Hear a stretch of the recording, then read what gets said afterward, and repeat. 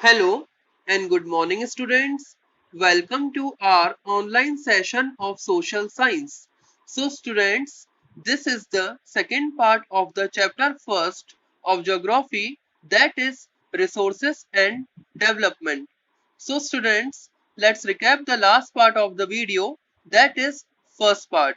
We read about the comprehensive meaning of resource, that everything available in our environment which can be used to satisfy our needs, that is technologically accessible, economically feasible and culturally acceptable can be termed as resources. So हमने देखा कि environment में जो भी कुछ चीजें available हैं जो हमारी नीड्स को सेटिस्फाई करती हैं और जो टेक्नोलॉजिकली एक्सेसिबल है, इकोनॉमिकली फिजिबल है और कल्चरली एक्सेप्टेबल है, उन्हें हम रिसोर्स कहते हैं। तो ये हमने प्रीवियस क्लास में डिस्कस किया था। Afterwards we read about the chart of resources with so many examples. So students, today we will move further with the second part of this chapter, means types of resources, with its continuation. So students, today we will discuss about the classification of the resources in detail. So students, first of all, I just name the types of resources. So resources can be classified in the following ways. Resources को इन ways में classify किया जाता है, जिसमें हमारा first है on the basis of origin. So on the basis of origin, resources can be classified into two parts. The first is biotic और second is abiotic. So students, biotic का means होता है जहां पर लाइफ पॉसिबल है, जिसमें life है, means की लिविंग बींग्स। ठीक है, तो ये होते हैं हमारे बायोटिक, और नॉन लिविंग जो थिंग्स होती हैं वो हो जाते हैं हमारे abiotic. On the basis of exhaustibility के बेसिस पे जो रिसोर्सेस होते हैं वो टू टाइप्स के होते हैं। द फर्स्ट इज रिन्यूएबल और second is non renewable. Third means on the basis of ownership.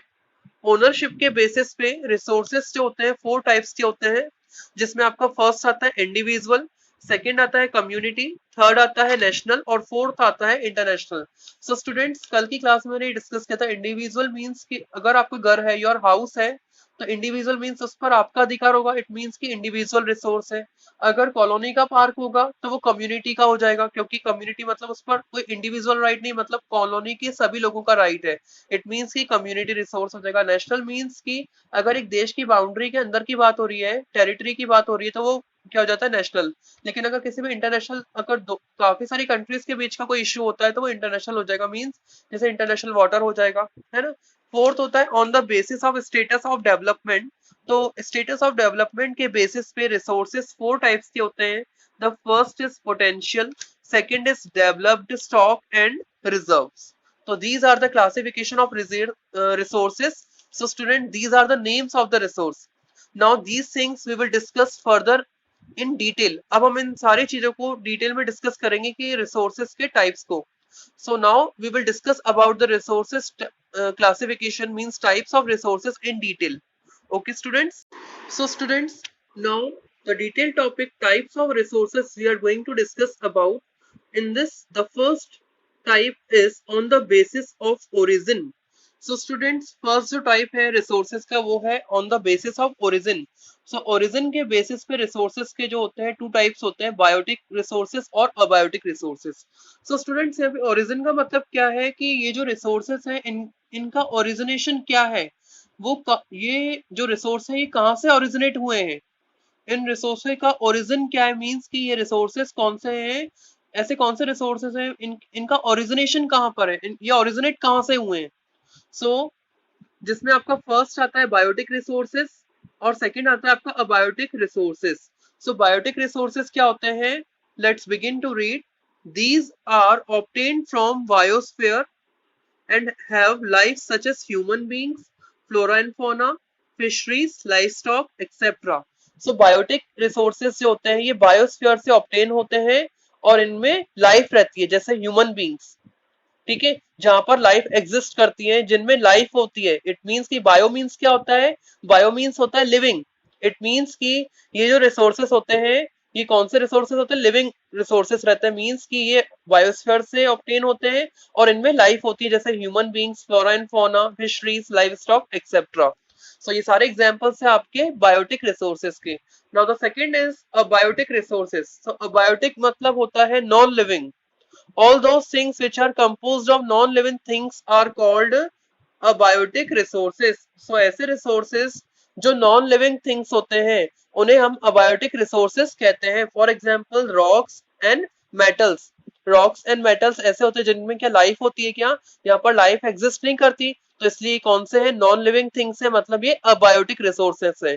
तो हम बायोटिक और अबायोटिक के अंदर ये डिफरेंस क्रिएट कर सकते हैं कि बायोटिक मीन्स होता है लिविंग और अबायोटिक होता है नॉन लिविंग। तो बायोटिक मतलब लिविंग रिसोर्सेस और अबायोटिक मतलब non living resources. Okay, students. Now the second type is on the basis of exhaustibility. So exhaustibility के basis पे resources are of two types. The first is renewable resources and the second is non-renewable resources. So students, now the second type is on the basis of exhaustibility. So exhaustibility का मतलब होता है कि कोई चीज कितनी देर में रन आउट हो रही है या खत्म हो रही है। ठीक है, तो एग्जॉस्टिबिलिटी के बेसिस पे जो रिसोर्सेज होते हैं वो टू टाइप्स के होते हैं। फर्स्ट होता है renewable resources. So students, name से ही बिल्कुल क्लियर है कि जिससे हम रिन्यू कर सकते हैं, मतलब एक बार यूज करने के बाद उसका दोबारा यूज पॉसिबल है, that is called renewable resources. So the resources which can be renewed or reproduced by physical, chemical and mechanical process are known as renewable or replenishable resources. So ऐसे resources जिनको renewed या reproduce किया जा सकता हो physical, chemical और mechanical process के through, उसे हम renewable या replenishable resources कहते हैं। For example, solar and wind energy, water, forest and wildlife etc. तो ये सारे एग्जाम्पल्स हैं जिन्हें हम फिर से रिन्यूड कर सकते हैं, रिप्रोड्यूस कर सकते हैं। For example solar and wind energy, water हो गया, फॉरेस्ट हो गया, वाइल्ड लाइफ हो गया, ये सारे जो है रिन्यूएबल रिसोर्सेज के एग्जाम्पल्स हैं। So the renewable resources may further be divided into two parts. The first is continuous or flow and the second is biological. Students, यहाँ पर गलत दिया हुआ है, continuous और flow एक ही है और इसको दो पार्ट्स में डिवाइड करते हैं जिसका नाम एक और है बायोलॉजिकल। सो हमने पीछे एक चार्ट में डिस्कस किया था, इस चार्ट में आप देख सकते हैं जो रिन्यूएबल रिसोर्सेस होते हैं वो टू टाइप्स में डिवाइड किए जाते हैं, कंटिन्यूस और फ्लो, जैसे विंड हो गया, वाटर हो गया, और दूसरा है बायोलॉजिकल। बायोलॉजिकल की जो एग्जांपल्स है वो आपका है नेचुरल वेजिटेशन, मतलब फॉरेस्ट हो गया जैसे, या वाइल्ड लाइफ हो गया। इट मींस कि रिन्यूएबल रिसोर्सेस को टू टाइप्स में डिवाइड किया जाता है, फर्स्ट इज कंटिन्यूस और flow and second is biological. लेकिन जो बुक में है यहाँ पर आपको थोड़ा रॉन्ग दिया हुआ है, तो आप अपने अकॉर्डिंग से सही कर सकते हैं, कंटिन्यूस और फ्लो एंड दूसरा हो जाएगा biological. Now the second type is non-renewable resources. So non-renewable से नेम से ही क्लियर है, जिसे रिन्यू नहीं कर सकते, मीन्स कि जिसके फॉर्मेशन में मिलियंस ऑफ ईयर्स लग जाते हैं, that is called non renewable resources. So these occur over a very long geological time, ये काफी लंबा समय लेते हैं। ठीक है, minerals and fossil fuels are examples of such resources. So minerals and fossil fuels जो इसके एग्जांपल्स हैं। So students, non renewable resources जो काफी लंबा समय लेते हैं, मतलब मिलियंस ऑफ ईयर्स लेते हैं ये अपने फॉर्मेशन में। So minerals and fossil fuels are examples of such resources. तो मिनरल्स और फॉसिल फ्यूल्स जो है इस तरह के रिसोर्सेज के एग्जांपल्स हैं। These resources take millions of years in their formation, ये अपने फॉर्मेशन में वापस वैसा बनने में काफी लंबा समय लेते हैं। Some of the resources like metals are recyclable and some like fossil fuels cannot be recycled and get exhausted with their use. तो इनमें से कुछ रिसोर्सेस हैं जैसे मेटल जो रिसाइक्लेबल है, और कुछ ऐसे जैसे फॉसिल फ्यूल्स जो रिसाइकल भी नहीं हो सकते हैं और मतलब खत्म हो जाते हैं अपने यूज के साथ, बिल्कुल क्या हो जाते हैं, खत्म हो जाते हैं। तो हमने पीछे चार्ट में डिस्कस किया था, नॉन रिन्यूएबल रिसोर्सेज जो होते हैं वो टू टाइप्स के होते हैं। नॉन रिन्यूएबल रिसोर्सेज जो हमने डिस्कस किया था टू टाइप्स के होते हैं, फर्स्ट होता है रिसाइक्लेबल और दूसरा होता है नॉन रिसाइक्लेबल। तो रिसाइक्लेबल में हमने पढ़ा था मेटल्स, ठीक है, और दूसरा पढ़ा था हमने फॉसिल फ्यूल्स। फॉसिल फ्यूल्स जो होते हैं रिसाइकल नहीं हो पाते हैं, मतलब ये अपने यूज के साथ ही खत्म हो जाते हैं।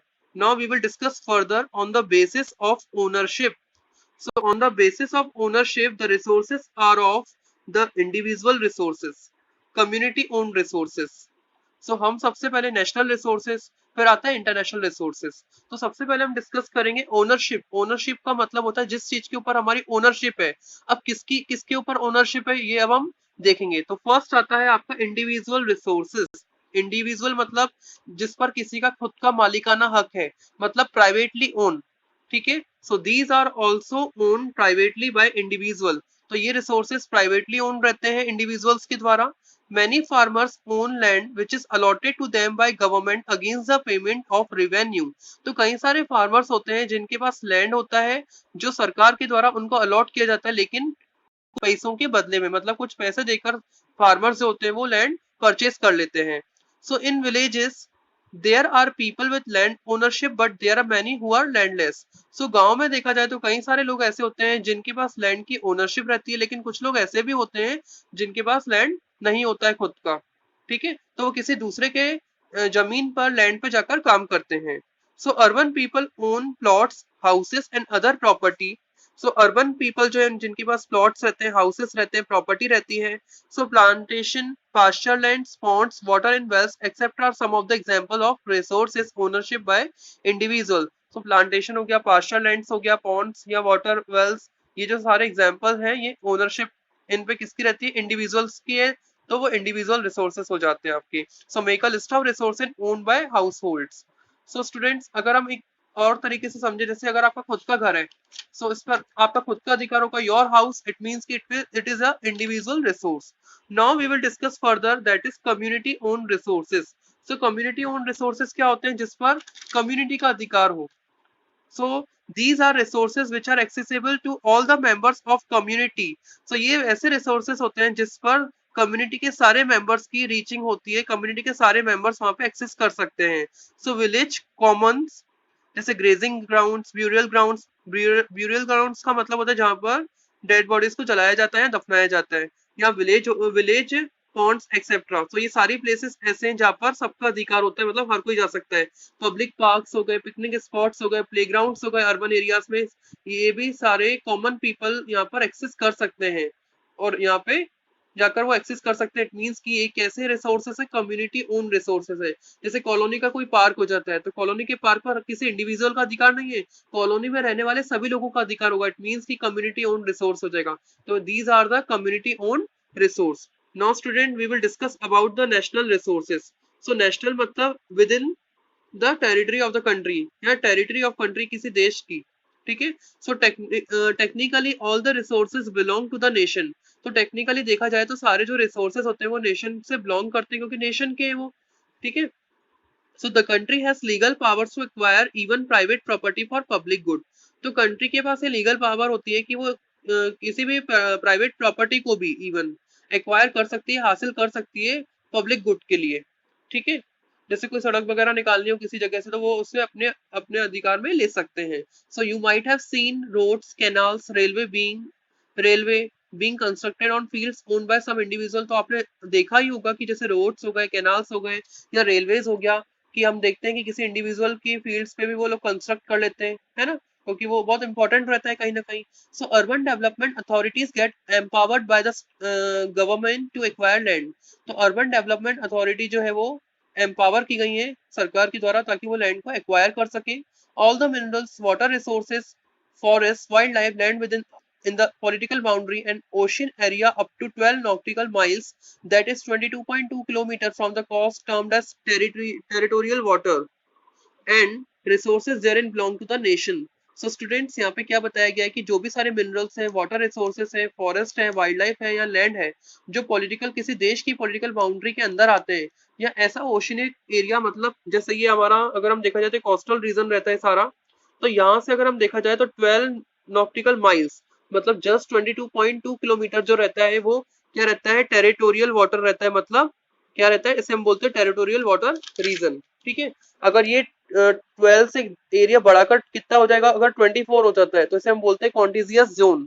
क्या बोलते हैं, कॉन्टिजियस जोन। अगर ये 24 से बढ़कर कितना हो जाएगा, अगर ये 200 नॉटिकल माइल्स हो जाता है तो इसे हम बोलते हैं exclusive economic zone. That is exclusive economic zone. Okay students, so इसे हम इस तरह से टर्म करते हैं। सारे जो रिसोर्सेज जो मैंने बताया अभी आपको 12 नॉटिकल माइल्स ओशियनिक एरिया में जो भी रिसोर्सेज है ये नेशन से बिलोंग करते हैं। Now the fourth type of resource is that is international resources. So there are international institution which regulate some resources. तो देखा जाए तो कुछ इंटरनेशनल इंस्टीट्यूशंस होते हैं जो कुछ रिसोर्सेज को रेगुलेट करते हैं, कंट्रोल करते हैं। The oceanic resources beyond 200 nautical miles of exclusive economic zone belong to the open ocean and no individual country can utilize this without the concurrence of international institution। तो जो oceanic resources होते हैं मतलब जो 200 nautical miles मतलब जो economic exclusive economic zone जो open ocean जिस पर किसी इंडिविजुअल का कोई अधिकार नहीं है, मतलब कोई इंडिविजुअल कंट्री जो है वो बिना किसी इंटरनेशनल इंस्टीट्यूशन के इंटरफेरेंस के बिना उसे यूज नहीं कर सकती। सो स्टूडेंट्स, इंटरनेशनल रिसोर्सेज जो होते हैं, जो इंटरनेशनल इंस्टीट्यूशंस होते हैं, वो इन रिसोर्सेज को कंट्रोल करते हैं।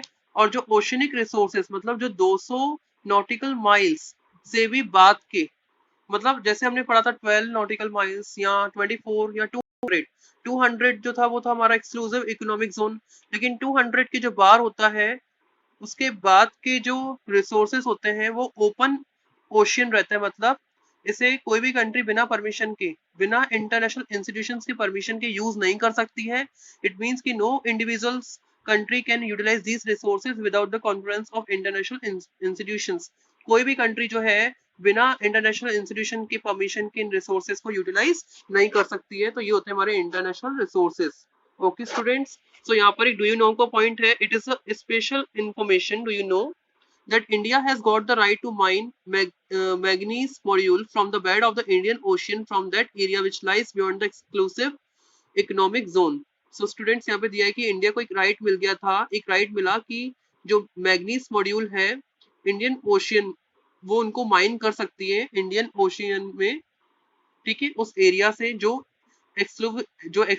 एक्सक्लूसिव इकोनॉमिक जोन के भी दूर है, मतलब 200 नॉटिकल माइल्स के भी जो दूर है उनको भी वो माइन कर सकती है। ये इंडिया को एक राइट मिल गया था। Now the next is on the basis of status of development. Okay students, so students, now we will discuss about on the basis of status of development।